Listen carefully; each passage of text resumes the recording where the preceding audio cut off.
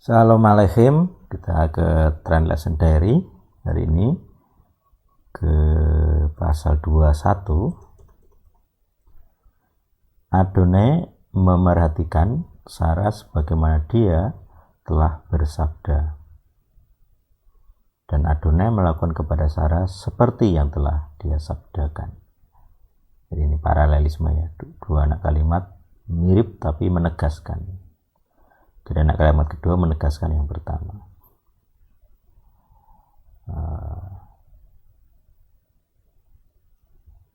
Sarah mengandung ya.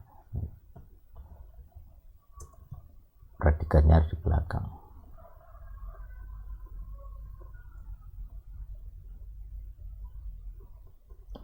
Sarah mengandung, lalu ia melahirkan seorang anak laki-laki bagi Abraham pada masa tuanya, pada waktu yang telah ditetapkan, sebagaimana Tuhan telah bersabda kepadanya.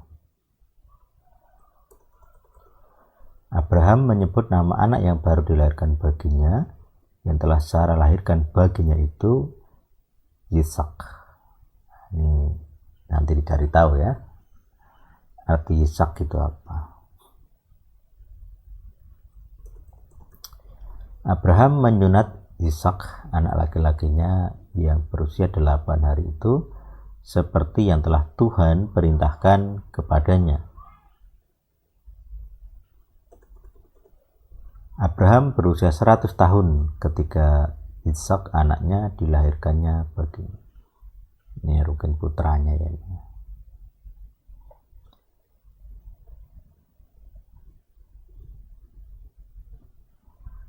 Jadi umur 99 dapat pewahyuan atau perjanjian, umur 100 dapat anak ya. Sarah berkata, Tuhan telah menjadikan aku bahan tertawaan.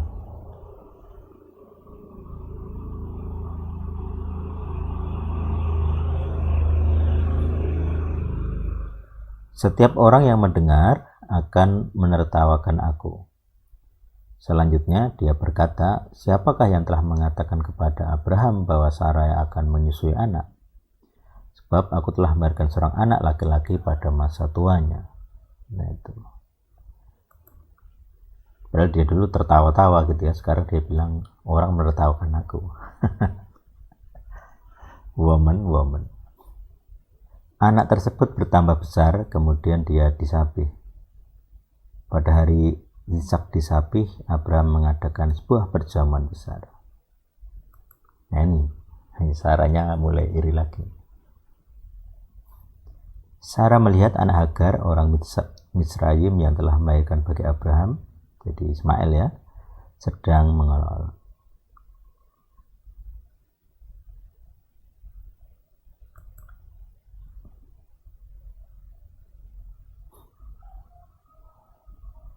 Jadi memang kalimat Ibrani itu numpuk-numpuk begini. Sarah melihat anak Hagar mengolok-olok, intinya kan begitu. Tapi anak Hagarnya ini dijelaskan. Anak Hagarnya siapa? Hagarnya ini dijelaskan ya, orang Misraim yang telah melahirkan bagi Abraham.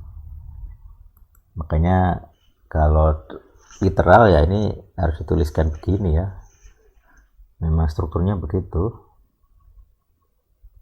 Jadi ini setiap subjek itu dijelaskan gitu. Ini penjelasan subjek ini. Koma sampai koma ini penjelasan subjek. Jadi SKPO ya. Nah, kayaknya ini keterangan subjek ya, ini agak-agak aneh.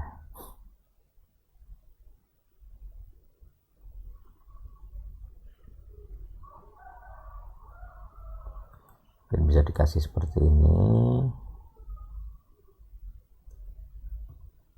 Sarah melihat anak Hagar sedang mengolok.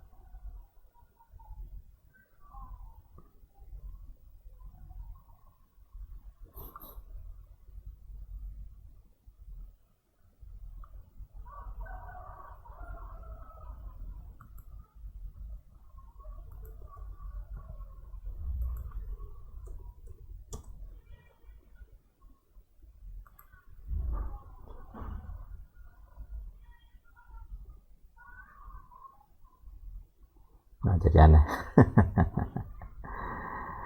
Ya, Makanya ini ya, untuk orang yang harus ini ya, harus paham struktur Ibrani lebih baik ya. Dan dia berkata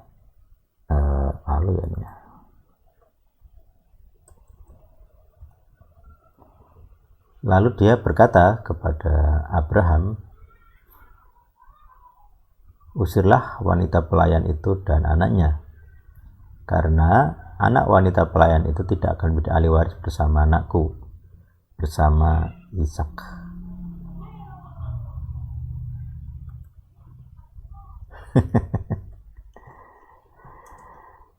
Jadi di mata Abraham ini sangat jahat gitu ya, kalau disuruh mengusir anak. Karena bagaimanapun itu anak pertamanya gitu.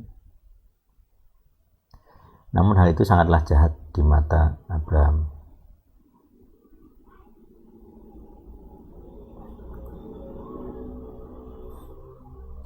Namun Tuhan bersabda kepada Abraham, biarlah hal itu tidak menjadi jahat di matamu.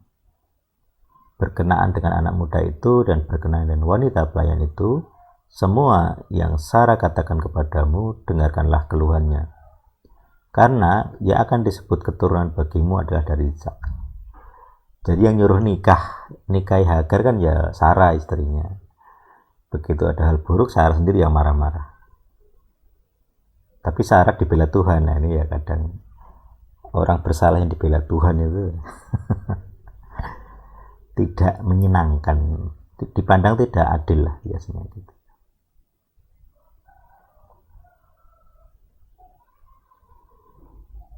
Namun anak dari wanita pelayan itu pun aku akan mempersiapkannya sebagai sebuah bangsa, karena dia juga keturunanmu.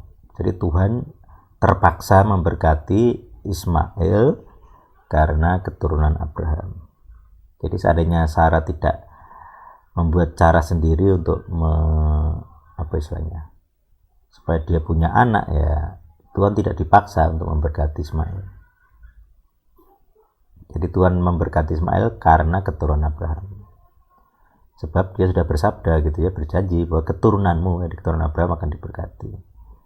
Cuma nanti itu sebenarnya kan untuk keturunan yang sah ya, Ishak ya, bukan keturunan gundek ya statusnya, bukan istri ya, tapi tetap diberkati karena keturunan Abraham gitu. Jadi ini legal ground silsilah. Abraham bangun pagi-pagi lalu mengambil roti dan sekirbat air dan memberikannya kepada Hagar dengan meletakkan di bahunya dan juga anaknya.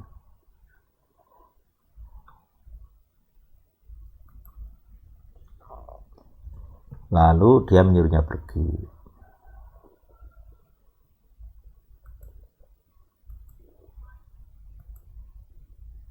Maka dia pergi dan mengembara di padang gurun Berseba.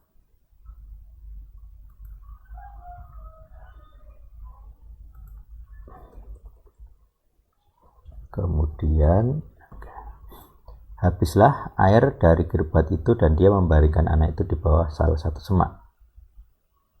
Dia melangkah dan duduk di seberangnya sejauh kira-kira sepemanah jaraknya. Karena ia berkata, biarlah aku tidak melihat kematian anak itu. Ini udah kelenger ya si Ismail ya. Dia duduk di seberangnya dan memanjatkan keluhannya, kemudian menangis. Tuhan mendengar suara anak itu, lalu malaikat Tuhan berseru kepada Hagar dari langit ya, dan berkata kepadanya, ada apa denganmu Hagar? Janganlah takut, karena Tuhan telah mendengar suara anak itu dari tempat ia berada. Bangunlah, berdirikanlah anak itu dan tegakkanlah dia dengan tanganmu, karena aku akan mempersiapkan dia sebagai suatu bangsa yang besar. Lalu Tuhan membuka matanya dan dia melihat sebuah mata air. Kemudian dia pergi dan mengisi kirbatnya dengan air, lalu diberikannya anak itu minum. Ini Adonai menyertai Ismail ya. Tuhan menyertai anak itu dan dia bertambah besar. Dia tinggal di padang gurun dan menjadi seorang pemanah, pemburu ya. Kayak Orion Nimrod. Lalu dia menetap di padang gurun Paran dan ibunya mengambil seorang istri baginya dari tanah Mitsraim. Jadi Hagar ini kan orang Mitsraim, maka ibunya memberi anak atau memberi istri kepada Ismail, ya orang Mitsraim juga gitu.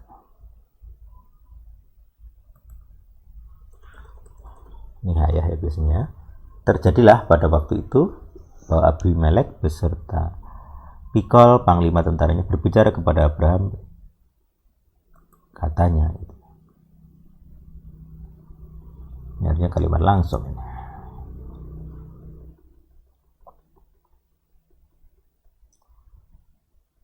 Tuhan menyertai engkau dalam segala sesuatu yang kau perbuat sekarang. Jadi ini Abimelek kayaknya takut ya. Bersumpahlah kepadaku demi Tuhan di sini bahwa engkau tidak akan berdusta kepadaku, kepada anak-anakku, dan kepada cucu cicitku sesuai dengan kebajikan yang telah berbuat kepadamu harus kau berbuat kepadaku dan kepada negeri yang di dalamnya engkau tumpang. Oke. Abraham berkata, aku mau bersumpah.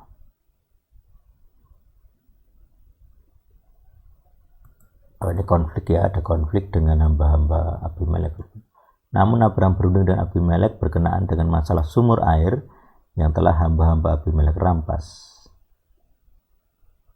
Nah, ini tindakan sepihak ya, bukan perintah Abimelek. Aku tidak mengetahui siapa yang telah melakukan hal ini dan kamu juga belum memberitahukannya kepadaku. Malah aku belum pernah mendengarnya kecuali hari ini.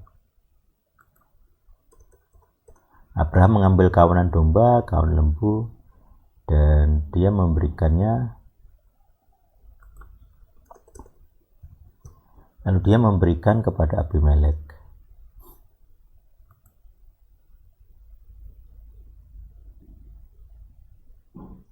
Koma ya.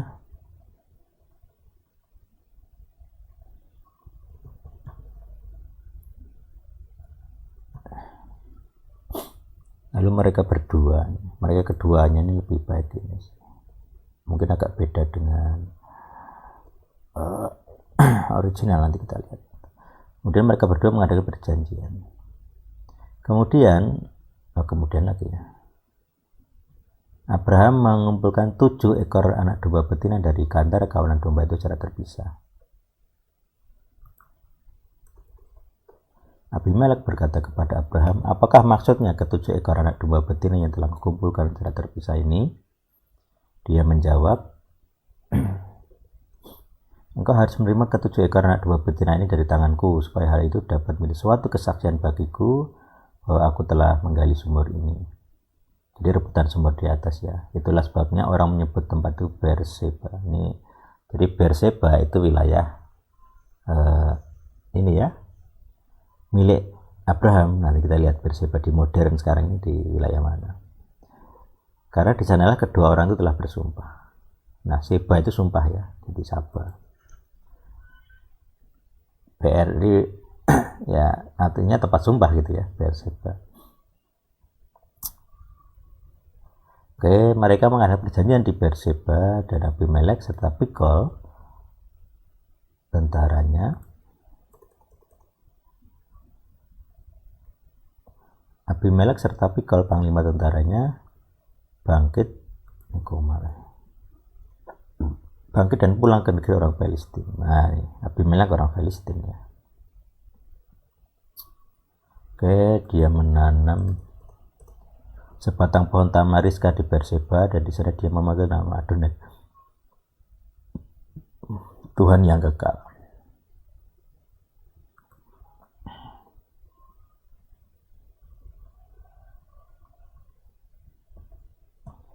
Cukup lama Abraham mengembara di negeri orang Filistin.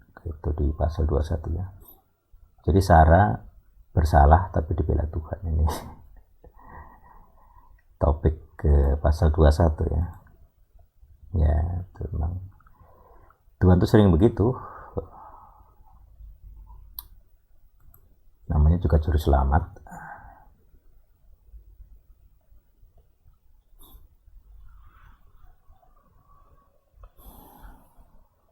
Baik, demikian Translation Diary pasal 21. Semoga Anda juga belajar sesuatu dari pasal 21.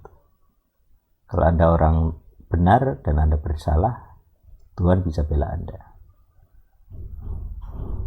Nah, itu sebenarnya ada keadilannya ya. Itu kadang-kadang orang tidak tahu keadilan Tuhan. Amin.